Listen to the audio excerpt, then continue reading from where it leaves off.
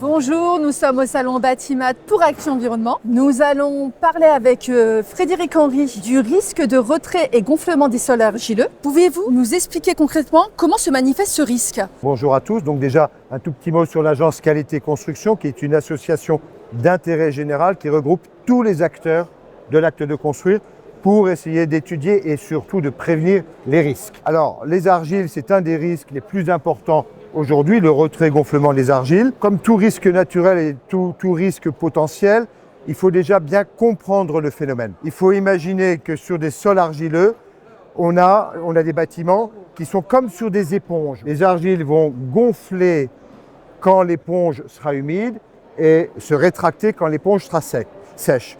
Le problème, c'est que ce retrait-gonflement ne se fait pas de la même façon sous le bâtiment. Donc certaines parties vont être sèches, d'autres humides sous le bâtiment, donc ça va gonfler ou faire du retrait. Aujourd'hui, on parle quand même de plus de 10 millions de maisons individuelles qui seraient potentiellement exposées à ce risque. Sur les environ 10 millions de maisons individuelles, c'est à peu près la moitié des maisons en France, c'est 50% du territoire.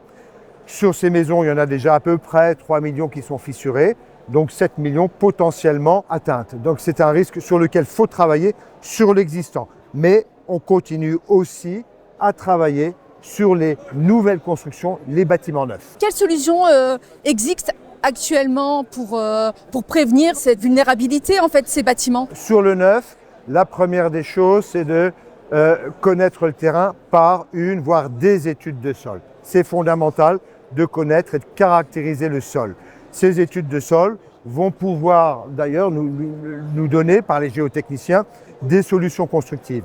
Alors on a plusieurs types de solutions qu'il va falloir mettre en place. Par exemple, baisser le niveau des fondations, renforcer les structures, séparer les différentes masses du bâtiment par des joints de construction, mettre des trottoirs périphériques et travailler sur l'éloignement de la végétation. Parce que l'objectif, toujours, c'est d'avoir un taux d'humidité constant sous le sol.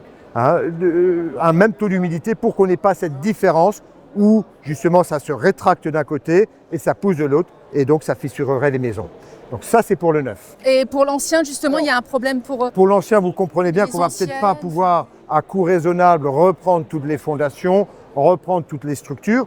Donc on se penche vraiment sur des solutions. D'abord ce qu'on appelle un trottoir périphérique, c'est-à-dire sur 1,50 m, 2 m autour du bâtiment, en béton ou en géotextile. Le principe, c'est d'écarter les eaux de ruissellement du bâtiment, donc toujours cette notion hydrique où on maintient le taux d'humidité.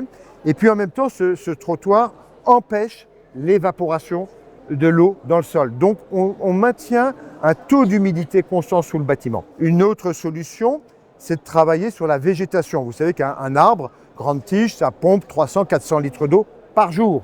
Donc il va falloir travailler sur l'éloignement, quand c'est possible, de ces arbres-là du système de fondation, voire mettre des dispositifs, ce qu'on appelle des écrans anti-racines, dans le sol pour que les racines de l'arbre ne viennent pas du côté de la maison. Et puis après, en fonction de la topographie, par exemple, on va mettre des drains qui vont récupérer l'eau lorsque le terrain est en pente et qui vont drainer pour équilibrer le taux d'humidité dans le sol. Merci à vous, Monsieur Henry, de nous avoir présenté cet ensemble en fait, de solutions innovantes, c'est ça, qui sont encore, en cours de recherche et développement? Oui, ça fait 20 ans qu'on est dessus avec tous les professionnels et on voit vraiment dans le neuf une très forte réduction de la sinistralité. Donc ça marche. Maintenant, on va essayer de caractériser plus scientifiquement ces solutions. On a des études qui sont en train d'être lancées, entre autres, par exemple, sur ces trottoirs périphériques, sur ces écrans anti-racines. Et bien évidemment, on va vous donner beaucoup d'informations. On a déjà beaucoup de fiches, de vidéos sur nos sites internet. N'hésitez pas à les consulter pour avoir... De l'agence Qualité Construction. De l'agence Qualité Construction et vous aurez toute l'information. Merci à vous. Merci.